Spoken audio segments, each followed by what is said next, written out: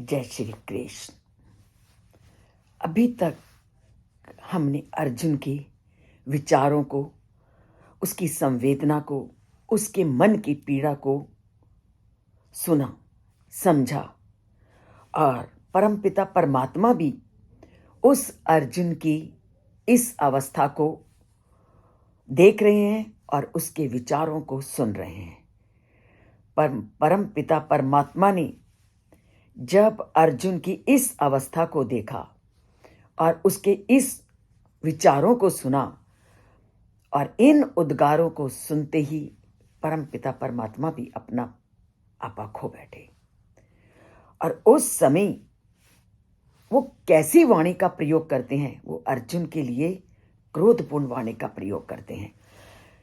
पूरे प्रथम अध्याय में परम पिता परमात्मा श्री कृष्ण कुछ नहीं बोले, पर अब जैसे ही दूसरा अध्याय शुरू हुआ तो वह किस तरह अर्जुन को फटकार लगाते हुए उसको रास्ते पर लाते हैं, उसे हम एक एक करके जानेंगे। और पहले ही श्लोक में उन्होंने ऐसी फटकार लगाई और कहा, कुतस्त्वाम कश्मलम इदम विश्मे सम उपस्थितम आनारे जुष्टम स्वयं अकीर्तिकरम अर्जुनम। जब कोई किसी को बहुत चाहता है और उसको वो इस तरह से हतोत्साहित देखता है और कर्तव्य से विमुख देखता है और अपने कार्य को ना करते हुए देखता है, तो कैसे उसको प्रेम पूर्वक क्रोध के माध्यम से सही रास्ते पे लाने का प्रयत्न करते हुए क्या कहता है? वो कहते हैं, हे अर्जुन, इस संकट की घड़ी में तुम्हारे भीतर यह विमोह कैसे उत्पन्न हुआ? इतनी विकट परिस्थिति है। इस विकट परिस्थिति में तो तुम्हें अपने कर्तव्य और इस युद्ध को करने के अतिरिक्त कुछ नहीं सोचना चाहिए था। ऐसी विकट परिस्थिति में यह परिस्थिति के विपरीत यह मोह तुम्हारे अंदर कैसे हुआ? और ये जो मोह तुम्हारे अंदर उत्पन्न हुआ है, ये सामान्य लोगों के अनुकूल बिल्कुल नहीं है। इससे उच्च कुलों की प्राप्ति कभी नहीं होती, क्योंकि जब हम अपने कर्तव्य का पालन नहीं करते तो आप सोचो कि हमारा जो लक्ष्य है वो हमसे कोसों दूर हो जाता है। और जब हम लक्ष्य को प्राप्त नहीं करते, लक्ष्य से मुंह मोड़ देते हैं, तो संसार में किसकी प्राप्ति होती है? अपयश की।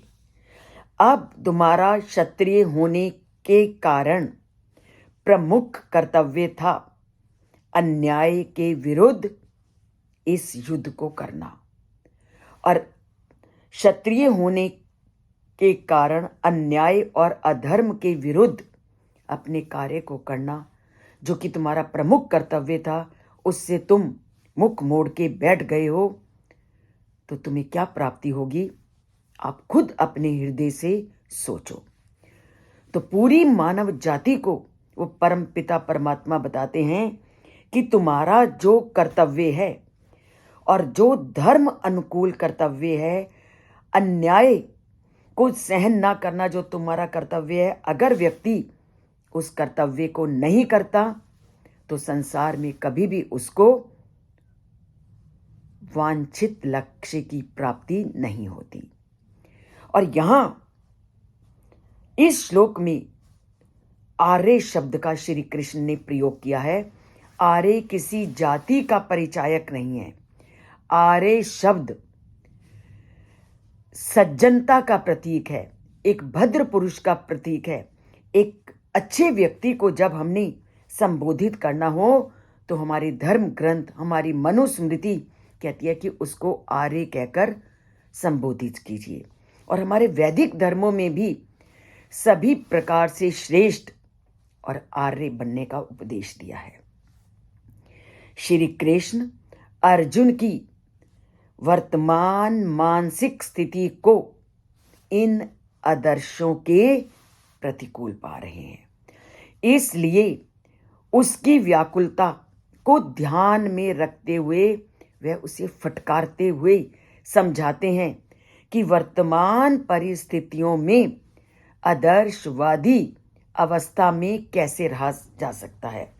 अर्थात जब व्यक्ति को जीवन में प्रतिकूल परिस्थितियां भी मिलें तो प्रतिकूल परिस्थितियों में भी उसको अपने आदर्शों को कैसे बनाए रखना है, श्री कृष्ण इस बात की और इस श्लोक में सारे जन समूह को उपदेश देते हैं। भगवत गीता उस परम पिता परमात्मा की दिव्य वाणी वास्तव में यही से आरंभ होती है कि उस दिव्य वाणी के माध्यम से वो पूरी धरती को एक नई दिशा की ओर, एक नए संदेश की ओर ले जाते हैं। क्योंकि श्री कृष्ण जो अभी तक शांत थे, अब इस श्लोक से वो बोलना आरंभ करते हैं। परमात्मा पहले अर्जुन के भीतर ज्ञान प्राप्त करने की क्षुधा उत्पन्न करते हैं, भूख उत्पन्न करते हैं। ज्ञान को प्राप्त करना आसान नहीं। ज्ञान को अगर प्राप्त करना है तो ज्ञान को प्राप्त करने के लिए सबसे पहले उस ज्ञान को प्राप्त करने के लिए मन में लालसा, मन में इच्छा, मन में एक भूख का उत्पन्न होना जरूरी है। जैसे हम देखते भी हैं कि अगर हमारे मन में इच्छा उत्पन्न नहीं तो लाख प्रयत्न कर लें, हम उस ज्ञान को प्राप्त नहीं कर सकते। अगर हमने ज्ञान को प्राप्त करना है तो पहले मन में इच्छा को जगाना है। किसी भी कार्य को अगर आपने करना है तो मन में इच्छा को जगाना बहुत जरूरी है।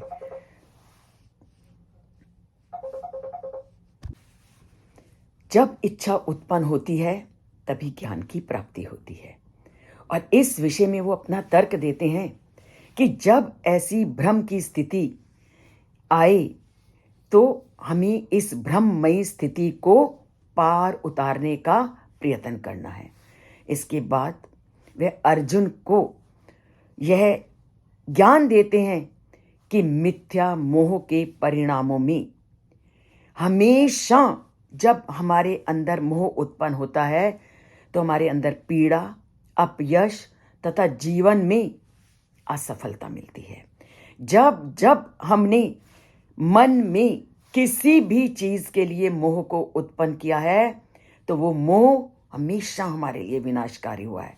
और वो मोह हमें अपयश के अलावा, पीड़ा के अलावा और जीवन में असफलता के अतिरिक्त कुछ भी प्रदान नहीं करता। और जब ये मोह को हमने अपने जीवन में स्थान दिया तो आत्मा का पतन स्वाभाविक है। भगवान श्री कृष्ण अर्जुन को सांत्वना देने की बजाय उसकी वर्तमान मनोदिशा को देखते हुए और अधिक व्याकुल करना चाह रहे हैं। और ये है उस परम पिता परमात्मा श्री कृष्ण की कूटनीति। क्योंकि जब हम व्याकुल होते हैं तब हमें दुख की अनुभूति होती है, क्योंकि यह आत्मा की वास्तविक स्थिति नहीं है। यह असंतोष की अनुभूति यदि उचित दिशा की अवस्था में होती है तभी हम वास्तविक ज्ञान को प्राप्त करते हैं। क्यों श्री कृष्ण अर्जुन को इस दशा में लाए? क्योंकि जब हम असंतोष की अवस्था में पहुंचते हैं तभी हम वास्तविक लक्ष्य को जानने का प्रयत्न करते हैं। तभी उन्होंने ये सारी परिस्थिति अर्जुन के सामने रखी और पूरे धरती पर विद्यमान लोगों के सामने ये रखा कि जब तक आप इस स्थिति में व्याकुलता की इस चरम अवस्था में नहीं प्राप्त करोगे और दुख की इस अवस्था को प्राप्त नहीं करोगे तब तक आत्मा की वास्तविक अनुभूति नहीं होगी।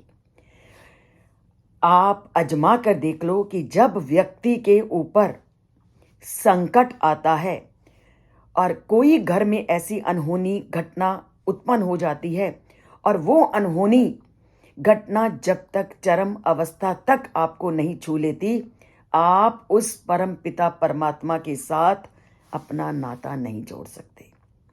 और इसका अनुभव साक्षात मैंने जीवन में किया कि जब हम इस मनोदशा को प्राप्त करते हैं तभी हम उस परमात्मा से पूरी तरह से जुड़ते हैं।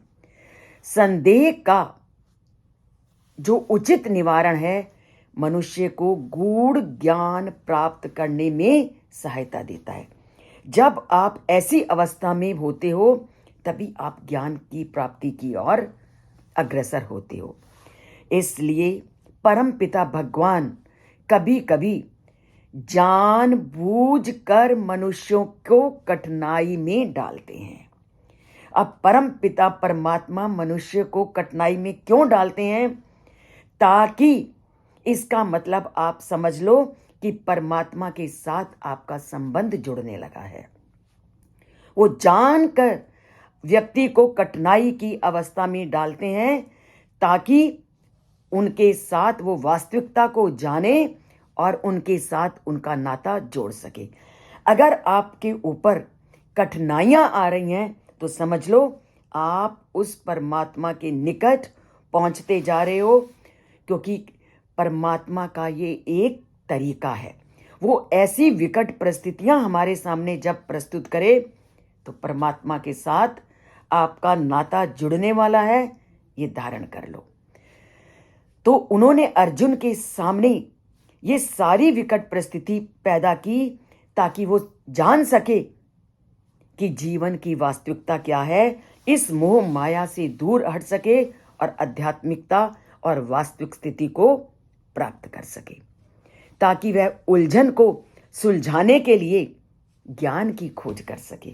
जब जब आप ऐसी परिस्थिति में आए तो समझ लो आपके सामने ज्ञान की प्राप्ति का मार्ग खुल रहा है।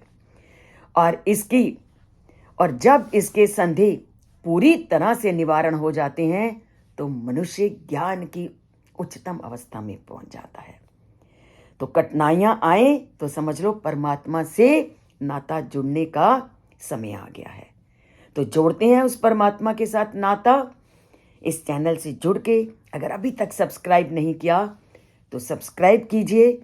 सब्सक्राइब एक ही बार करना है और लाइक को दबाते जाइए, परमात्मा से जुड़ते जाइए। जय श्री कृष्ण।